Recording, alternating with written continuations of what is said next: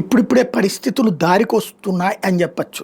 ఏంటయ్యా అంటే అమెరికాలో మొన్న H1B వీసాలు అనౌన్స్మెంట్ చేయగానే ఎగ్జిక్యూటివ్ ఆర్డర్ మీద సంతకం పెట్టగానే $1,00,000 అమెరికా నుంచి ఫ్లైట్లో బయలుదేరి సొంత ఊళ్ళకి బయలుదేరిన వాళ్ళు అకస్మాత్తుగా ఫ్లైట్ని ఆపిచ్చి మరీ దిగిపోయారు.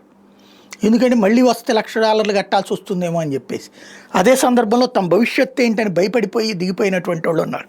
ఫైనల్గా అమెరికా ప్రభుత్వం తేల్చి చెప్పింది, ఆ కొత్త వాళ్ళకి తప్పించి, అంటే అది కూడా మొన్న ఓకే అయిన వాళ్ళకి కాదు, లాటరీలో H1B వీసాలు నెక్స్ట్గా వచ్చేటటువంటి వాళ్ళకి మాత్రమే వచ్చేసి, అది కూడా ప్రతి ఏడాది $1,00,000 కాదు, ఒక్కసారి మాత్రమే $1,00,000 అన్నటువంటి పాయింట్. ఒక్కసారి మాత్రమే అన్నా కూడా ఇవ్వదే, కానీ అది $1,00,000 అన్నటువంటి పాయింట్ని తెర మీద తీసుకురావడంతో కాస్త ఊరట.